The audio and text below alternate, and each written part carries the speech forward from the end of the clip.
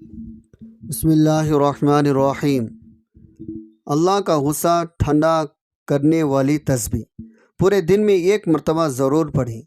پورا دن اللہ کی رحمت بارش کی قطروں کی طرح برسے گی۔ دنیا کے ہر کونے میں ہر انسان کسی نہ کسی پریشانی، تنگ یا دکھ سے گزر رہا ہے۔ کوئی مال کی تنگی میں ہے، کوئی رشتوں کی الجھن میں، کوئی صحت کے مسائل میں اور کوئی دل کی بے چینی میں۔ انسان جب ہر دروازے پر دستک دے کر مایوس ہو جاتا ہے تو ایک در ہے جو کبھی بند نہیں ہوتا، وہ اللہ کا در ہے۔ وہ رب جو اپنی رحمت کو اپنے غضب پر غالب رکھتا ہے، وہ رب جو اپنے بندے کی صرف ایک آہ پر اپنا قہر واپس کھینچ لیتا ہے۔ اللہ رب العزت کے صفاتی ناموں میں سے ایک نام الرحمن ہے، یعنی نہایت مہربان۔ اسی طرح الغفور ہے، الحلیم بھی ہے۔ اس کی رحمت بردباری کو ظاہر کرتے ہیں، لیکن ہمیں یہ بھی یاد رکھنا چاہیے اللہ جبار، قہار، منتقم بھی ہے۔ جب بندہ حد سے تجاوز کرتا ہے، ظلم کرتا ہے، گناہوں کے دلدل میں اتر جاتا ہے تو کبھی کبھی رب کائنات غضبناک بھی ہو جاتا ہے۔ لیکن اللہ تعالیٰ نے اپنے غصے کو ٹھنڈا کرنے کے لیے اپنے کلام میں ایسے راز چھپا دیے ہیں جن کو ہم تسبیحات کہتے ہیں۔ یہ الفاظ ہیں جنہیں پڑھ کر نہ صرف بندے کے گناہ معاف ہو جاتے ہیں بلکہ اللہ کا غصہ ٹھنڈا ہو جاتا ہے، اس کی رحمت بارش کی قطروں کی طرح برسنے لگتی ہے۔ رسول اللہ صلی اللہ علیہ وسلم کا فرمان ہے، جب بندہ اللہ کا ذکر کرتا ہے تو اللہ کی رحمت اس پر چھا جاتی ہے، فرشتے اس کے لیے دعائیں کرتے ہیں اور اللہ کی ناراضگی دور ہو جاتی ہے۔ ایک ایسی ہی تسبیح جس کا ذکر احادیث میں آیا ہے وہ ہے سبحان اللہ و بحمدہ سبحان اللہ العظیم۔ یہ دو جملے اللہ کے کلمات ہیں جو اس کے سب سے پسندیدہ الفاظ میں سے ہیں۔ ان کلمات کی عظمت کا اندازہ اس بات سے لگایا جا سکتا ہے، نبی کریم صلی اللہ علیہ وسلم نے فرمایا، یہ دونوں کلمات اللہ کو بہت محبوب ہیں، زبان پر ہلکے، میزان میں بھاری، اور اللہ کے نزدیک محبوب ہیں۔ صحیح بخاری و مسلم۔ یہ تسبیح نہ صرف بندے کی گناہوں کو مٹا دیتی ہے بلکہ اللہ کے غصے کو بھی ٹھنڈا کرتی ہے۔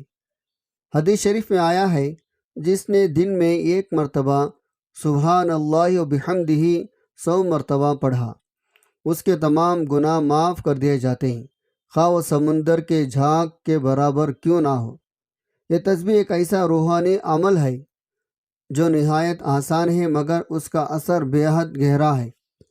اللہ تعالیٰ کو جب اس کے بندے کی عاجزی، ندامت اور ذکر محسوس ہوتی ہے تو فوراً اپنی رحمت کے دروازے کھول دیتا ہے۔ ایسے وقت میں جب دنیا فتنوں سے بھری ہوئی ہے، انسان گناہوں کی آلودگی میں گرا ہوا ہے، نافرمانی عام ہو چکی ہے، تو ہمیں ان تسبیحات کی طرف پلٹنے کی اشد ضرورت ہے۔ جو تسبیح اللہ کا غصہ ٹھنڈا کر دے وہی تسبیح ہماری زندگی کے بگڑے حالات سنوار سکتی ہے، ہماری دعاؤں کو مقبول کروا سکتی ہے اور ہماری آخرت کو روشن بنا سکتی ہے۔ دنیا میں بے شمار قوتیں ہیں، طاقتیں ہیں اور حکومتیں ہیں، لیکن ان سب سے بالا و برتر ذات صرف اور صرف اللہ رب العزت کی ہے۔ وہ خالق ہے، مالک ہے، رب ہے، رزاق ہے، اور وہی قہار بھی ہے اور وہی رحمان بھی ہے۔ اس کا ہر فعل عدل پر مبنی ہے، ہر فیصلہ حکمت سے بھرپور ہے اور اس کی ہر صفت ایک مکمل حقیقت ہے۔ مگر انسان کی عقل اکثر ایک سوال میں الجھتی ہے، کیا اللہ صرف رحم کرنے والا ہے یا وہ ناراض بھی ہوتا ہے؟ اللہ کے غضب اور اس کی رحمت کا قرآن حدیث کی روشنی میں موازنہ۔ اللہ تعالیٰ کی صفت غضب، ناراضگی قرآن مجید میں کئی مقامات پر بیان ہوئی ہے، لیکن یہ بات انتہائی اہم ہے، اللہ کا غصہ کبھی بغیر وجہ کے ظاہر نہیں ہوتا۔ وہ اپنی مخلوق پر مہربان ہے، مگر جب انسان سرکشی، نافرمانی، ظلم کے حد پار کر لیتا ہے، اللہ کے غضب کی چنگاریاں بھڑک اٹھتی ہیں۔ قرآن آیت میں غضب کا بیان۔ سورۃ البقرہ۔ اور ان پر اللہ کا غضب نازل ہوا، یہ اس لیے کہ وہ اللہ کی آیات کا انکار کرتے نبیوں کو ناحق قتل کرتے نافرمان حد سے بڑھنے والے تھے۔ یہ آیت یہود کے اعمال پر نازل ہوئے جنہوں نے اللہ کی نعمتوں کے باوجود انکار کیا اور حد سے تجاوز کیا۔ نمبر 2، سورۃ المائدہ۔ ترجمہ: تم ان میں سے بہتوں کو دیکھو گے وہ کافروں سے دوستی کرتے ہیں، یقیناً وہ جو کچھ کرتے ہیں وہ برا ہے، جس پر اللہ کا غضب نازل ہوتا ہے اور وہ ہمیشہ کے لیے عذاب میں رہیں گے۔ سورۃ الفتح۔ ترجمہ: اور ان پر اللہ کا غضب ہے اور اس نے ان پر لعنت کی اور ان کے لیے جہنم تیار کی، اور وہ کیا ہی برا ٹھکانہ ہے۔ یہ تمام آیات اس حقیقت کو واضح کرتی ہے اللہ تعالیٰ کا غضب ناحق نہیں ہوتا بلکہ کفر، ظلم، نفاق اور اللہ رسول کی نافرمانی کے بعد ظاہر ہوتا ہے۔ اللہ کی رحمت ہر چیز پر غالب ہے۔ جہاں قرآن میں اللہ تعالیٰ کے غضب کا ذکر ہے وہاں اس کی رحمت کا بیان کئی گنا زیادہ موجود ہے۔ اللہ کی رحمت اس کی غضب سے زیادہ ہے۔ نبی کریم صلی اللہ علیہ وسلم نے فرمایا، اللہ تعالیٰ نے رحمت کو 100 حصوں میں تقسیم کیا۔ ایک حصہ دنیا میں رکھا جس سے مخلوق ایک دوسرے پر رحم کرتی ہے، باقی 99 حصے اس نے اپنے لیے محفوظ رکھے ہیں قیامت کے دن کے لیے۔ صحیح بخاری مسلم۔ قرآن میں اللہ کی رحمت۔ سورۃ الاعراف۔ میری رحمت ہر چیز پر وسیع ہے۔ یہ وہ آیت ہے جو اللہ کے اس فرمان کو بیان کرتی ہے، وہ اپنے بندوں پر رحم کرنے والا ہے، چاہے وہ کتنا ہی گنہگار کیوں نہ ہو۔ قرآن پاک کا ترجمہ۔ کہہ دو اے میرے بندو جنہوں نے اپنی جانوں پر زیادتی کی، اللہ کی رحمت سے نا امید نہ ہو، بے شک اللہ سارے گناہ معاف کر دیتا ہے۔ یہ آیت ان سب گنہگاروں کے لیے امید کی کرن ہے جو توبہ کے دروازے پر آنا چاہتے ہیں۔ سورۃ النحل۔ اگر تم اللہ کی نعمتوں کو گننے لگو تو ان کو شمار نہ کر سکو گے۔ یہ اس کی رحمت کی وسعت کا اظہار ہے جو ہر لمحہ ہمارے ارد گرد ہے۔ رسول پاک صلی اللہ علیہ وسلم سے ایک حدیث قدسی روایت ہے، میری رحمت میرے غضب پر غالب آ چکی ہے۔ صحیح بخاری مسلم۔ یہ حدیث نہایت اہم ہے کیونکہ اس میں اللہ تعالیٰ خود اپنے صفت رحمت کی برتری کا اعلان فرما رہا ہے۔ یہ اعلان ہمیں مایوسی سے نکالتا ہے اور توبہ کی امید دلاتا ہے۔ ناظرین، انسان جب ذکر الہی سے دور ہو جاتا ہے تو اس کی زندگی میں بے برکتی، بے چینی اور مصیبتیں بڑھنے لگتی ہیں۔ اللہ کی ناراضگی صرف گناہوں سے نہیں بلکہ غفلت سے بھی ظاہر ہوتی ہے، اور یہی وہ مقام ہے جہاں تسبیح کا کمال سامنے آتا ہے۔ اللہ تعالیٰ خود قرآن میں فرماتا ہے، جس کا ترجمہ، اور اللہ کی تسبیح کرو صبح و شام۔ قرآن پاک میں ارشاد فرمایا، تسبیح اللہ کی یاد ہے، اس کا جلال ہے، اس کے حضور عاجزی کا اظہار ہے۔ جب بندہ رب کو پکارتا ہے تو اللہ کا خیر نرمی میں بدل جاتا ہے۔ یہ دنیا ایک امتحان گاہ ہے جہاں انسان کے اعمال اسے اللہ کی رحمت کے قریب بھی لے جا سکتے ہیں اور اس کے غضب کے قریب بھی ہیں، لیکن اللہ نے ہر لمحہ بندے کو واپس پلٹنے کا موقع دیا ہے، اور یہ موقع توبہ، دعا، ذکر کے ذریعے ممکن ہے۔ دنیاوی زندگی میں ہم جب کسی طاقتور کے در پر جاتے ہیں تو اس سے بات کرنے کا یہ خاص طریقہ، آداب، الفاظ ہوتے ہیں، لیکن جب ہم رب العالمین کے دربار میں حاضری دیتے ہیں تو وہ سب سے زیادہ محبت کرنے والا، سب سے زیادہ سننے والا اور سب سے زیادہ معاف کرنے والا ہے۔ اس رب کی راضی کرنے کے لیے جو سب سے خوبصورتی ذریعہ ہے وہ ہے تسبیح۔ تسبیح صرف زبان سے ادا کیے جانے والے الفاظ نہیں بلکہ یہ دل کا جھکاؤ، روح کا جھکاؤ اور اللہ کی عظمت کا عملی اعتراف ہے۔ تسبیح عربی لفظ سبح سے نکلا ہے جس کے معنی ہے اللہ کی پاکی بیان کرنا، اسے ہر نقص، کمی اور عیب سے پاک ماننا۔ تسبیح کے ذریعے ہم اللہ کی بڑائی، عظمت، کمال کو مانتے ہیں۔ جب بندہ دل سے اللہ کی تسبیح کرتا ہے، زمین، آسمان، ہوا، پانی، حتیٰ کہ کائنات کے ہر چیز اس کے ساتھ شامل ہو جاتے ہیں۔ تسبیح ایک ایسا عمل ہے جو دل کو اللہ کے قریب اور زندگی کو بابرکت بناتا ہے۔ قرآن مجید میں تسبیح کا تذکرہ تقریباً دوسرے پارے میں آتا ہے۔ اللہ تعالیٰ نے خود فرمایا سورۃ الحدید، اللہ کی تسبیح کی ہر وہ چیز جو آسمانوں زمینوں میں ہے۔ سورۃ الحشر، وہی اللہ ہے جس کی تسبیح ہر چیز کر رہی ہے۔ سورۃ توحہ، تو اپنے رب کی تسبیح کر صبح و شام اور رات کے کچھ حصوں میں بھی۔ یہ آیات ہمیں یہ سکھاتی ہے تسبیح کوئی اختیاری عبادت نہیں بلکہ فطری عمل ہے۔ اگر انسان نہ کرے تب بھی کائنات اللہ کی تسبیح کر رہی ہے۔ اللہ تعالیٰ جس طرح اپنے ذات میں بے مثال، اسی طرح اس کی ہر صفت ازلی و ابدی اور لامحدود ہے، تاہم اس کی صفت رحمت سے سب سے بڑھ کر ہے۔ قرآن مجید میں ارشاد ہے، میری رحمت وسیع ہے ہر شے پر۔